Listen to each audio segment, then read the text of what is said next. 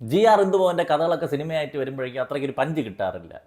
ഇതിൽ screen play ചെയ്തിരിക്കുന്നതും GR ഇന്ദുഗോപനും ജസ്റ്റിൻ മാത്യു രണ്ടുപേരും കൂടി ചേർന്നാണ് വന്നത്. ഇതിൽ ഞാൻ ആരെക്കുറിച്ചൊക്കെ പറയൂടെ? ഇതിൻ്റെ സ്ക്രീൻ പ്ലേയെ കുറിച്ച് പറയുമോ, അതോ ഇതിൻ്റെ കാസ്റ്റിംഗ് ഡയറക്ടറിനെ കുറിച്ച് പറയണോ, അതോ ഇതിലെ പെർഫോമൻസുകളെ കുറിച്ച് പറയണോ? അജ്ജാതി ഈ വർഷം ഞാൻ കണ്ടതിൽ എനിക്ക് ഏറ്റവും ഇഷ്ടപ്പെട്ട, ഏറ്റവും പ്രിയപ്പെട്ട ഒരു സിനിമ ആയിരുന്നു പൊന്മാൻ എന്ന് പറയുന്നത്. ബേസിലിൻ്റെ കുറേ സിനിമകൾ ഇറങ്ങണതിൻ്റെ കൂട്ടത്തിൽ ഒരു സിനിമയായിട്ടാണ് ഞാൻ വിചാരിച്ച് പോയിരുന്നത്. പക്ഷേ ഇതിൻ്റെ എഴുത്തും ഇതിൻ്റെ ഓരോ ക്യാരക്ടേഴ്സിന് കൊടുത്തിരിക്കുന്ന ഡെപ്തും അതിൽ വരുന്ന ഇന്നർ ലെയേഴ്സും ആ സിനിമ കൈകാര്യം ചെയ്യുന്ന സോഷ്യോ പൊളിറ്റിക്കൽ എലമെൻറ്റ് അത് എക്സിക്യൂട്ട് ചെയ്തിരിക്കുന്ന വിധമായാലും സിനിമയിൽ കൊണ്ടുവന്നിരിക്കുന്ന കുഞ്ഞു കുഞ്ഞു ഡാർക്ക് ഹ്യൂമർ ആയാലും സിറ്റുവേഷൻ കോമഡി പരിപാടികളാണെങ്കിലും ആ സിനിമ കൊണ്ടുപോയ ഒരു ഒഴുക്ക് എനിക്ക് അത്രമേൽ പ്രിയപ്പെട്ടതാണ്. ഈ സിനിമ എനിക്ക് ഈ വർഷം കണ്ടതിൽ ഏറ്റവും മികച്ച മലയാള സിനിമയായിട്ട് എനിക്ക് ഫീൽ ചെയ്ത സിനിമയാണ് പൊന്മാൻ.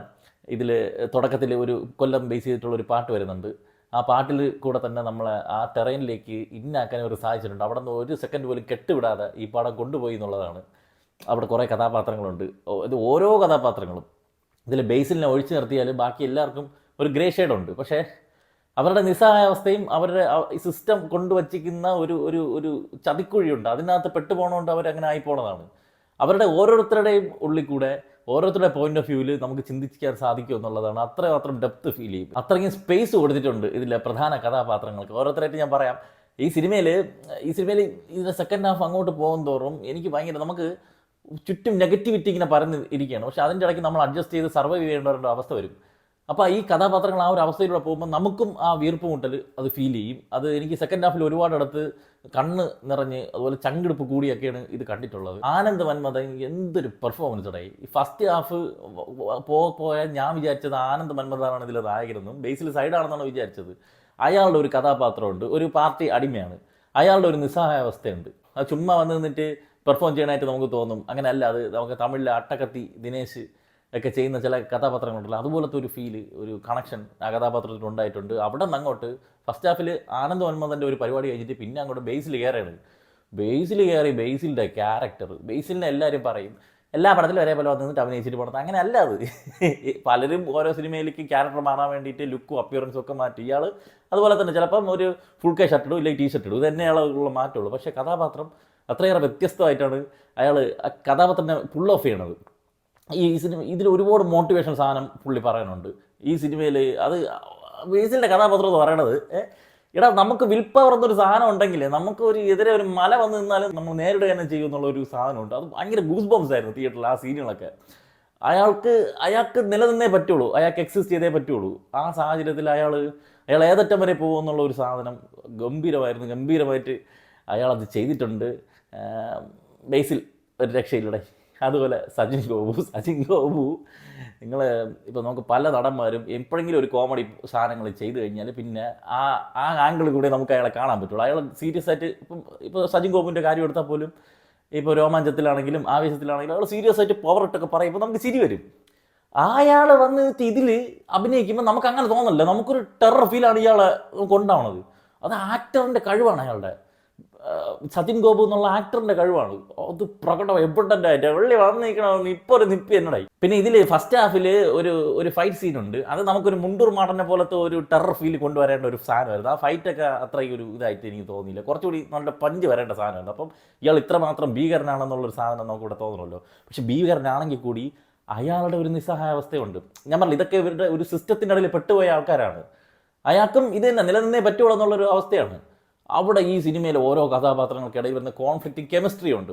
ഇപ്പോൾ ലിജിമോളുടെ കഥാപാത്രമാണെങ്കിൽ പോലും ലിജിമോളും ഗംഭീര പെർഫോമൻസ് ആണ്. ലിജിമോൾ ഭയങ്കരമായിട്ട് അലറിക്കരഞ്ഞൊന്നും ചെയ്യാനുള്ള സാധനമില്ല. പക്ഷേ അവളുടെ തോട്ട് പ്രോസസ്സും അവളുടെ മനസ്സ് പോകുന്ന അവളുടെ ചിന്തകളിലൂടെ നമുക്ക് കയറി ഇറങ്ങാൻ പറ്റുമെന്നുള്ളതാണ്. അപ്പോൾ അവളും ബേസിലും ഇടയിലുള്ള ഒരു കെമിസ്ട്രി ഉണ്ട്. അവളുടെ അമ്മ സന്ധ്യ രാജേന്ദ്രൻ, ആ ക്യാരക്ടറും ബേസിലുമായിട്ടുള്ള ഒരു കെമിസ്ട്രി ഉണ്ട്. സജിൻ ഗോവും ബേസിലുമായിട്ടുള്ള കെമിസ്ട്രി ഉണ്ട്. ആനന്ദ് മന്മഥനും ബേസിലുമായിട്ടുള്ള ഒരു കെമിസ്ട്രി ഉണ്ട്. ഇതെല്ലാം പോസിറ്റീവായിട്ടുള്ള റിലേഷനല്ല, പലതും നെഗറ്റീവാണ്. പക്ഷേ അത് ബിൽഡ് ചെയ്തെടുത്തിരിക്കുന്ന ആ എഴുത്തിൻ്റെ ശക്തി ഉണ്ട്. ഒരു ഡയലോഗ്സ് മോനെ പോലെ ഇങ്ങനെ മണ്ടയിലും തറക്കുന്ന ഡയലോഗ്സാണ്. അതുപോലെ ഇതിൻ്റെ സിനിമാറ്റോഗ്രഫി, സനു ജോൺ വർഗീസ്, ഓരോ കഥാപാത്രം നോട്ടം, ഈ ഡയലോഗ് പറഞ്ഞതുപോലെ അതും നമ്മളെ മണ്ടയിൽ ഒരു അസ്ത്രം പോലെ വന്ന് തറയ്ക്കും. അതാണ് ആ സിനിമാറ്റോഗ്രഫി എന്ന് പറഞ്ഞാൽ ഭയങ്കരമായിട്ട് മറ്റേ വൈഡ് ആംഗിൾ ഷോട്ടും എടുത്തിട്ട് ഈ മറ്റേ ഫാൻറ്റം പ്ലക്സ് ക്യാമറ എടുത്ത് കറക്കി പരിപാടി. അത് മാത്രമല്ലടേ, ഒരു ഇമോഷൻ, ഒരു കഥാപാത്രത്തിൻ്റെ ഇമോഷൻ ഒപ്പിയെടുക്കുന്ന ഒരു കഴിവുണ്ടല്ലോ, എവിടെ ക്യാമറ പൊസിഷൻ ചെയ്യണം വയ്ക്കണമെന്നുള്ളത്, അത് ഗംഭീരമായിട്ട് പുള്ളിക്കാർ ചെയ്തിട്ടുണ്ട്. അതുപോലെ ജസ്റ്റിൻ വർഗീസിൻ്റെ മ്യൂസിക് സൈലൻസ് കൊടുക്കേണ്ടിടത്ത് സൈലൻസ് കൊടുത്തിരിക്കുന്നത് സെക്കൻഡ് ഹാഫ് വരുമ്പം തിയേറ്ററിൽ പിൻ ഡ്രോപ്പ് സൈലൻസ് വരുന്ന ഒരു സീനുണ്ട്. എന്ന് പറഞ്ഞാൽ നമ്മൾ സ്റ്റക്കായി പോകും ആ സീനിൽ. ചിലർ നെടുകുറിപ്പിടുമ്പോൾ അയ്യോ എന്നുണ്ട്. അവിടെ കൊടുത്തിരിക്കുന്ന സൈലൻസ്, ഇങ്ങനെ കുറേ സാധനങ്ങളുണ്ട്. അത് എഴുതിയാൽ മാത്രം പോരല്ലോ, അത് എക്സിക്യൂട്ട് ചെയ്യേണ്ടേ. അവിടെ ജ്യോതി ശങ്കർ എന്നുള്ള ആ ഒരു സംവിധായകൻ്റെ പ്രതിഭ നമുക്ക് അവിടെ കാണാൻ സാധിക്കും എന്നുള്ളതാണ്. അതുപോലെ ബ്യൂട്ടിഫുൾ ആയിട്ടുള്ള ഒരു ക്ലൈമാക്സ്. ഞാൻ പറഞ്ഞില്ല, ഒരുപാട് ചിന്തിക്കാനുള്ള. ഞാൻ സിനിമ കണ്ടു കഴിഞ്ഞിട്ടും ഒരുപാട് ഈ സിനിമകളെക്കുറിച്ചും ഓരോ സീനുകളെക്കുറിച്ചും ഓരോ കഥാപാത്രത്തെക്കുറിച്ചും ആലോചിച്ചാണ് ഞാൻ വീട്ടിലേക്ക് വന്നത്. അത്രമേൽ എനിക്ക് കണക്റ്റായ ഒരു സിനിമയാണ് പൊന്മാൻ. പിന്നെ ദീപക് പറമ്പോലുണ്ട്, പുള്ളി 1-2 ചിരിപ്പിച്ചിട്ടുണ്ട്. കോമഡിക്ക് വേണ്ടി, ഇത് കോമഡിയാണ് നിങ്ങൾ ചിരിച്ചോ എന്ന് പറഞ്ഞിട്ട് ചെയ്യണമല്ല, പക്ഷേ ആ കഥാപാത്രം പ്രൊഡ്യൂസ് ചെയ്യുന്ന കോമഡി നമുക്ക് ഫീൽ ചെയ്യുന്നുണ്ട്. അതുപോലെ പിന്നെ രജു ശിവദാസ്, ജയാക്കുറുപ്പ്, ഇവരും നല്ല പെർഫോമൻസ് ആയിരുന്നു. പിന്നെ രാജേഷ് ശർമ്മ, കിരൺ പീതാംബരൻ, മിഥുൻ വേണുഗോപാൽ, ഇവരൊക്കെയാണ് പിന്നീട് അഭിനയിച്ചിട്ടുള്ളത്. ടെക്നിക്കൽ നോക്കിയാലും ആ പശ്ചാത്തലം കാണിച്ചിരിക്കുന്നത്, അവരുടെ ജീവിത രീതി കാണിക്കുന്നത്, അവരുടെ അവസ്ഥകൾ കാണിച്ചിരിക്കുന്നത് എല്ലാം കൊണ്ടും ഇമോഷണലി കണക്റ്റ് ആയിട്ടുള്ള ഒരു സിനിമ തന്നെയാണ്. ആകെപ്പാടെ ഒരു പ്രശ്നമായിട്ട് തോന്നിയത്, ഇത് കൊല്ലത്ത് നടക്കുന്ന ഒരു കഥയാണ്. അപ്പോൾ സജിൻ ഗോപുവൊക്കെ സംസാരിക്കുന്നതൊന്നും ഇവിടുത്തെ ഭാഷയൊന്നുമല്ല. പലരും പല സ്ലാങ്ങാണ് കൈകാര്യം ചെയ്യുന്നത്. അവർ സ്ലാങ്ങിന് പ്രാധാന്യം കൊടുത്തില്ല എന്നാണ് തോന്നുന്നത്. സജിൻ ഗോപുവിനൊക്കെ വെച്ചിട്ട് ഇവിടുത്തെ സ്ലാങ് പറയിപ്പിക്കാൻ നോക്കുന്നത് ചിലപ്പം പാളാനുള്ള സാധ്യതയും കൂടി കണക്കിലെടുത്തായിരിക്കും. അങ്ങനെ ഒരു സാധനം അവർ ശ്രമിച്ചിട്ടില്ല. ഇതൊന്നും ഭയങ്കര നെഗറ്റീവ് അല്ല. ഞാൻ ത്രൂ ഔട്ട് എൻഗേജ്ഡ് ആയിട്ട് ഇമോഷണലി കണക്റ്റ് ആയിട്ട് കണ്ടു തീർത്തിട്ടുള്ള ഒരു ഗംഭീര സിനിമ അനുഭവമായിരുന്നു പൊന്മാൻ. നിങ്ങളും പോയി കാണുക, ഞാൻ റെക്കമെൻഡ് ചെയ്യുകയാണ്. ഈ സിനിമകളൊക്കെ തിയേറ്ററിൽ വിജയിക്കേണ്ട സിനിമകളാണ്. ഇത്തരത്തിലുള്ള കണ്ടന്റുകളും പുതിയ കാഴ്ചകളും കാണട. മലയാള സിനിമ, നമ്മുടെ സിനിമകളൊക്കെ എഴുതി ചിത്രീകരിച്ച് വെച്ചിരിക്കുന്നത് കണ്ട് പഠിക്കണമെന്ന് നമുക്ക് കാണിച്ചു കൊടുക്കാൻ പറ്റുന്ന ഒരു സിനിമയാണ്. Thank you Jyothi Shankar, GR Indugopan, Ajith Vinayaka for giving us this beautiful movie. എന്തരാ വരട്ടെ.